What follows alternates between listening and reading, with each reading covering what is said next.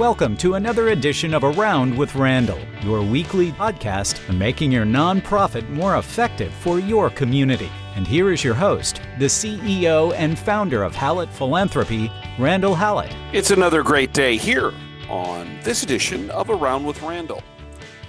We tend to overlook this as we spend as an industry, and certainly I talk about the idea of a smaller group of people making a larger percentage of our impact, 5% of our donors making up 95% of the dollars.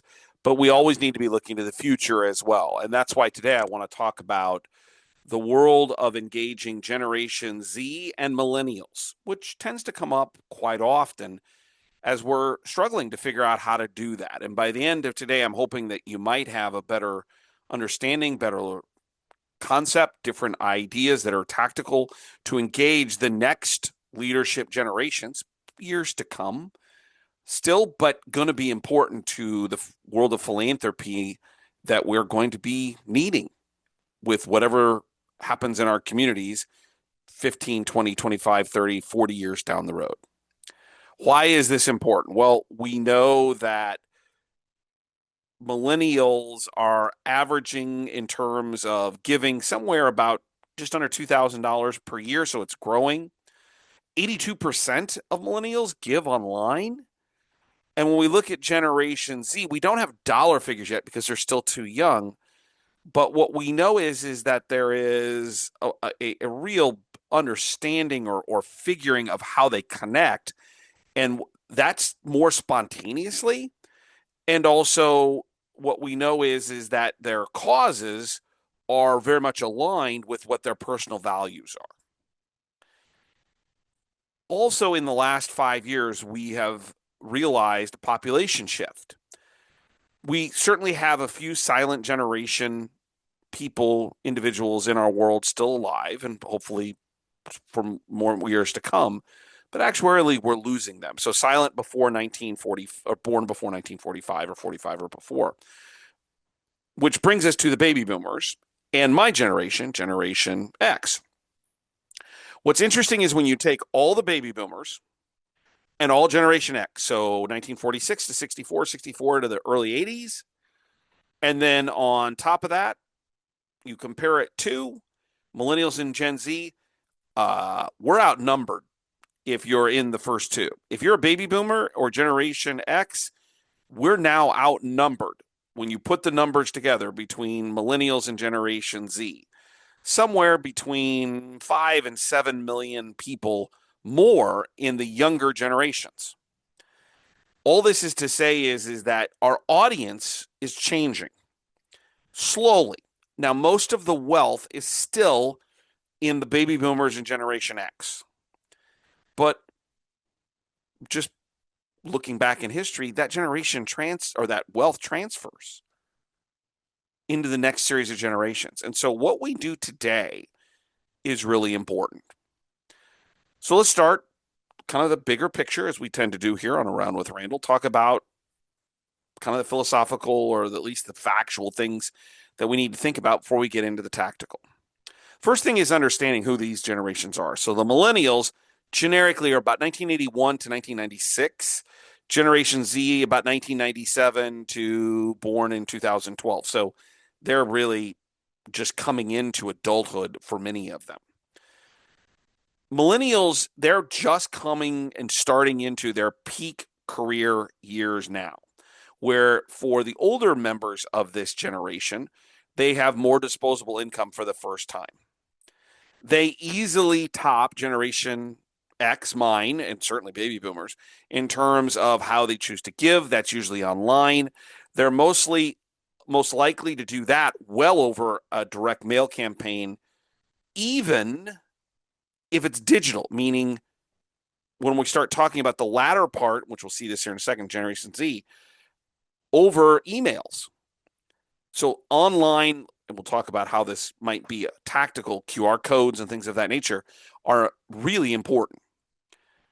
Generation Z, 1997 or so to about 2012, are just beginning their careers, particularly if they are at the front end of that generational time span. And if the latter, they're still in school. They are highly engaged in causes that align with what they believe. That the ability for them to engage in some way really ties to who they are as a person. So their organizations of choice are going to be the things and the places that mean the most to them on a personal level. And that they are incredibly in need of what might be called impact reporting. That if you're not reporting, and by the way, we'll talk about this more in detail in a moment, quickly reporting that impact. What is it their dollars did? Even if it's $5 or a group of people who gather together, they may not even know each other, $20, 20 people who give $5, $100 did this. If you're not creating that impact reporting, you're going to lose them after that first or second gift. They also, particularly the older parts of this generation, Generation Z, are more likely to engage philanthropically in alignment with their workplace. And so actually some of their work decisions are aligned with those same things we were talking about their giving around what they personally believe. They also are amongst the most generous with their time. 92% of Generation Z will volunteer. And you see this actually in schools. So my kids are just a little bit younger than the back end of the Generation Z, but we have friends, we're a little older parents, so we have friends who have kids that have gone through high school that are more aligned with kind of our age as what would be parents, even though we have younger kids. The idea of volunteering is actually part of many curriculums. And so it's almost brought into the educational world for them to be normally engaged in some type of volunteer work, the giving of their time. They are most certainly fast, social, in the moment givers. They're altruists. So if we go back to the Seven Faces Philanthropy, Prince and File, 1994, book I always recommend, they fit this altruist model because they give in the moment. Something strikes them. When we look at these two generations, we also have to think about how they give. And I mentioned this in a few moments. Is the way that I give is not the way they give. That digital wallets, the idea of Apple Pay, Google Pay, PayPal, Venmo, is ever present in their life. And so if you're not creating opportunities for them to use those platforms, those financial vehicles, that's really what they are. It's no different than cash. It's just a way of doing it. Then you're not going to look as if you are a nonprofit that they might align with because you're not making it easy for them. They also are an interesting move in terms of how we communicate. Millennials are still responding, according to the studies around communication, still respond to email, certainly to social, will read mail, and more online conversations. Generation Z, there is a definite change in technology. Generation Z is going to respond to texting, social QR codes, things that are right in front of them. All of this is to say is that both generations, and we mentioned this a moment ago, Generation Z, they are most likely to re-engage. I think stewardship is going to be more important with Generation Z in particular because of that immediate evidence, that impact. Something that's quick. While I talk about often the need for us to focus on from a annual planning process for gift officers to how we set up our campaigns to where the majority of the dollars are. And again, that's in more likely to be Generation X, my generation, and baby boomers, is that they're going to become major donors. And so their ability to align with what you do becomes important. And I mentioned this a few moments ago, that even though they may be smaller annual fund donors as we think about them now, many or most of them, they are values driven, both generations. Their philanthropy, more likely than not, is going to align with what they believe in their heart. And so certain causes are going to appeal to certain individuals differently. The key here is to talk about impact, storytelling, but got to be quick, which we'll talk about in a minute. The other thing that we should really highlight in terms of the idea of becoming major donors and increasing our communication with them here today is that the ability for them to connect via digital, so chat rooms and different types of quick hitting videos coming right to their phones. I think about the difference between the way and we're certainly both Generation X, but my wife's at the back end of it. She uses her phone for everything. I get a computer out. So if you're not making this easy from a phone perspective, think about only receiving information via phone if you want to interact with Millennials and Generation Z. All of this is to say is that we've got to begin ways, if we're going to solve our problem, which I've talked about many times, around the decreasing number of households, individuals making gifts, then we need to invest really smartly, economically, in many cases, as our budgets are being tightened, in engaging this generation now. While we may not see the ROI with these dollars today, these are going to become your $100,000, your $1 million gifts down the road. They may be a $10 Venmo gift or a QR code gift today, but you begin that process so that you develop a pipeline down the road. And yes, it's an investment, and it's not going to give you all the money you want now. But if pipeline is truly an important factor in what we do, which I talk about all the time, then we probably need to spend more time thinking about how to do this. So, what are the tactical ways that you can engage with Millennials and Gen Z, or Gen Z, yes. Forgetting about those of us in Gen X and certainly the baby boomers. 10 things that you can do today that will make this more effective for you and probably more efficient, to be candid, in outreach and connection. So let's start with the top. We're going to have to learn, and maybe I'm speaking to myself more than anybody, how to fix the checkout or the ability for people to give in terms of their financial choice or vehicles. If you're not highly engaged with Apple Pay, Google Pay, PayPal, Venmo, keeping these forms simple, ever present, things like auto detect addresses, offering micro giving asks at low levels, even back to, crazy as it seems, the idea of monthly options, $10 per month. But if you're not doing that in the mechanisms of the way in which they transact, then this idea of giving, and it's not through cash, not through check, and it's not even through credit card, it's through wallet options in their phones. That's how they connect financially. Every morning I go get my Diet Mountain Dew because I'm a ritualistic person, and go get a Diet Mountain Dew from Quick Trip, $1.63. They raised the prices recently, 10 cents. Yes, I did notice. My fountain drink, every morning I walk to the checkout stand and I'm watching more and more and more people just tap their phone. I get out a credit card. Now, that is saying I'm getting old. But if we want to engage people where they're at, we need to go to where they're at. And so you have to find ways of this tap to pay in events, in activities, in things that they can do incredibly quickly. If you don't, what will happen is they will, well, you want me to give that way? I don't even carry money. I don't even carry a credit card anymore.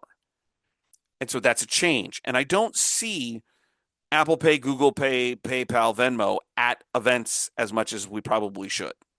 We're still living in an environment where we are working with and dealing with too many traditional methods, and we're going to have to make that adjustment as a part of this process. So number one, changing the payment methods. Number two is creating friction-free ways of getting in and out of the conversations. And what I'm talking about is how they give. This is where QR codes come in. Because if you aren't putting a QR code on everything, how they connect, how they get information, how they open up a payment method, then you are leaving an entire generation and a half, and pretty soon it's going to be two, because Generation Z's, obviously still some of those individuals or students, kids, you're going to miss them.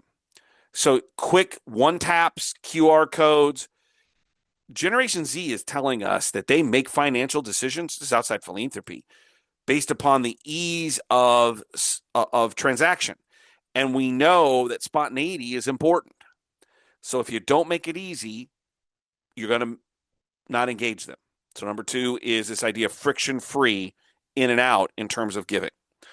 Number 3 is the conversion of, and for those of us who are old, this kind of hurts to say, but I think it's probably very true, the conversion of direct mail and email to mobile.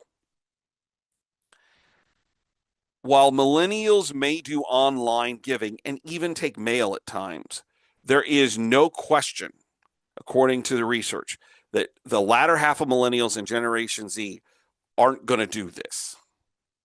And so we have to create mobile communication, which means taking what we thought of as annual giving letters and even digital emails that might be 250, 300 words and getting it down to 60, 50, 40.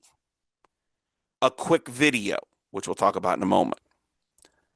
We have to figure mechanisms that shorten the messaging into bite-sized pieces that can be looked at, viewed at, understood, done quickly on a phone.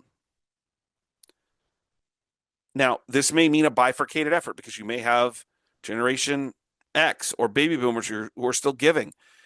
How do you create different messaging? Mobilized in mobile forms. And this is not my expertise, but I do, when I sit on an airplane and look around, or I'm at a restaurant, which isn't all that often, everybody's on their phones. I'm still the guy more likely than not to have a book in his hand, but I'm not the norm anymore. I'm the minority if we look back at the numbers. Mobilize. How do you create your messages in much shorter, tighter frameworks? Number 4 is the idea of immediate, and the word here is immediate impact reporting. So, and we'll talk about this here in a few minutes around how quickly it should be done. But what you're going to have to do is, in some way, shape, or form, kind of a cadence of short blurbs of impact. Pictures, quick videos, and they may stack on top of each other, meaning you may do one and then do a second one 15 to 30 days later and a third one 45 days later. Quick bite size. So traditionally, when we looked at annual giving, and again, I would defer to the experts, that we need 5 to 7 touches at a minimum to engage new donors in the traditional model. I think the same is generally true, but you're going to have to do it in bite-sized pieces, and it's going to have to be mobilized, as we talked about. So these Generation Z is telling us that the top motivation is clear evidence that their engagement meant something. That means volunteers. If 92% of Generation Z has volunteered, you have to find a way to show here's what the volunteering meant and what it did. So these bite-size impact reporting cadences that are regularly implemented in a digital/mobile format or focus. Number 5, which we have not talked a lot about, is an idea of peer-to-peer, but it's not based on what we might think of as peer-to-peer for Generation X and baby boomers. Peer-to-peer in kind of the thought process of micro campaigns is critical because these two generations tell us they follow, which is, when we think about it, pretty normal thought process. They follow people. I think about my 8-year-old daughter and how she wants to follow Taylor Swift amongst probably 150 million other kids around the world. They're influenced by people that they look up to. Now, I'm not saying everyone go running out for a Taylor Swift. If you can get her, great, but that's not what we're talking about. How do you take 10 to 20 young ambassadors, give them a link, a 30-second script so they can do one of those TikToks or Instagram videos, highlight or put a spotlight on what you do, and have them send it out to people that they know? That's a different methodology than what we do when we say, well, we're just going to mail to everybody. You may have one series of messages for this 20 or 30 or 10 to 20 versus another. Or you've got them in these groups, which kind of reminds me of how I talk about boards, about where do the social connections of our community, where the people that we want to engage, where are they? In churches, country clubs, yacht clubs, wine tastings. We don't look at talent, we look at connection. Well, this is that same premise, but in a micro level. Well, this takes a lot more work because you may have 10 groups of 10 to 20 that are all in different social circumstances or places. That means you're going to have to work a little bit harder to do this. So this idea of peer-to-peer in the planning is really important. Number 6, as we mentioned, workplace becomes really important. I have a client that I have spent a lot of time with this last year who really puts an immense amount of effort into new employee orientation around giving. And their giving for their organization is close to somewhere about 60 to 70%.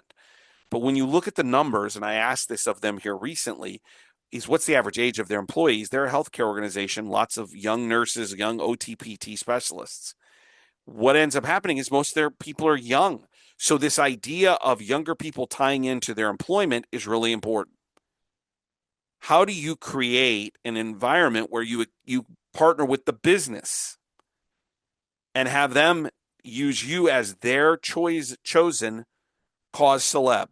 We engage in philanthropy with this organization because they make such a difference in our community, and that's how we look at our charitable dollars. Interesting way of spinning it, because that means you're building partnerships with the corporations, not for them to give, although it would be great if they did, their individual corporate dollars, but you're talking about how do you take the messaging you have and put it inside a company that says this is one of our chosen aligned nonprofits, because that's where the younger populations might be thinking of giving, where they naturally connect.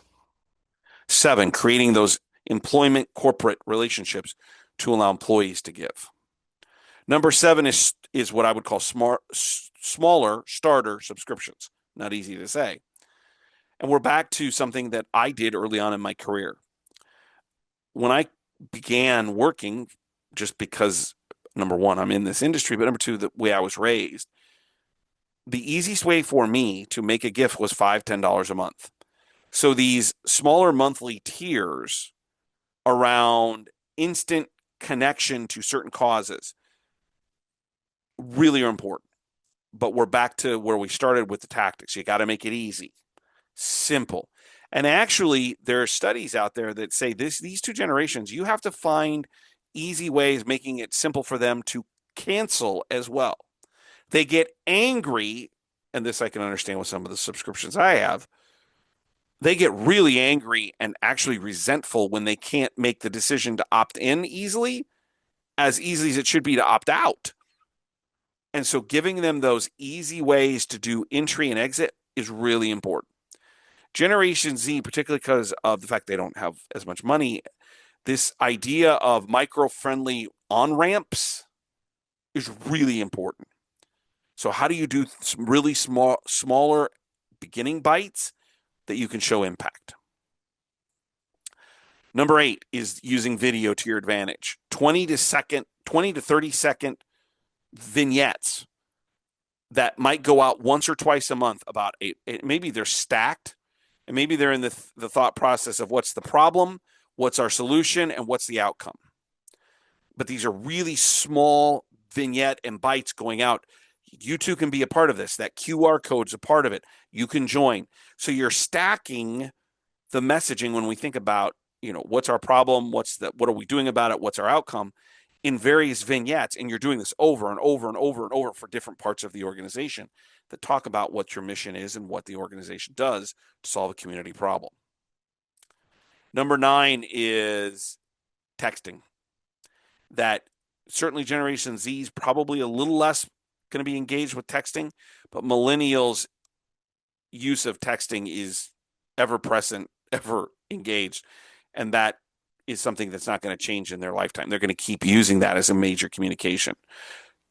You have to find a way to increase texting using pictures, using short vignettes, using short verbiage to get people's attention, and particularly the millennials, first part of Generation Z, to get them to engage.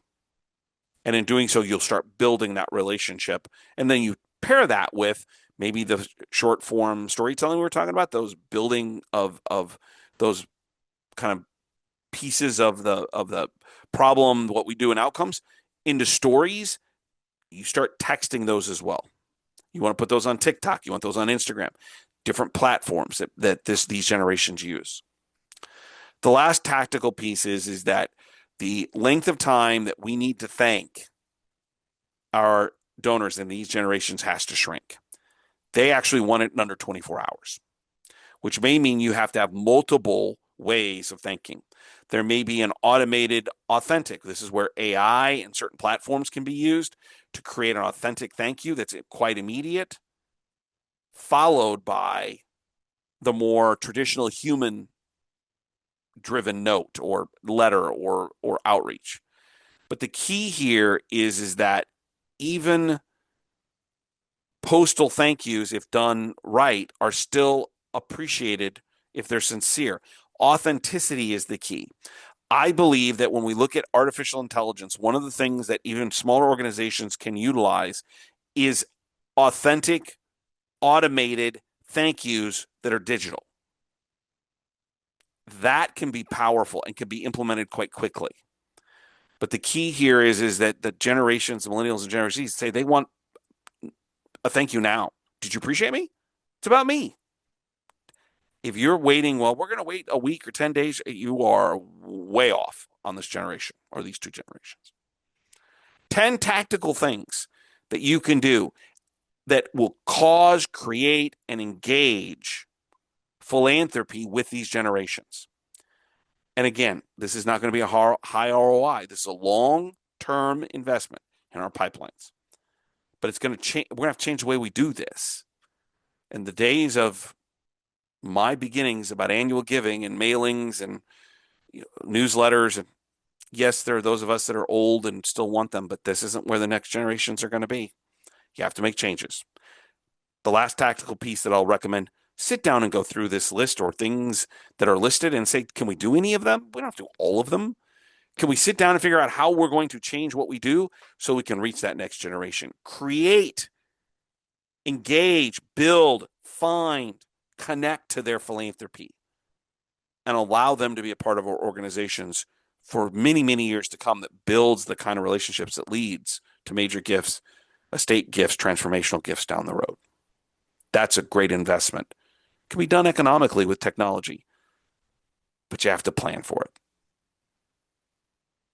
Really appreciate those that spend a few minutes a couple times a week reading the blogs. I hear more and more commentary. hallettphilanthropy.com/blogs. You'll get an RSS feed.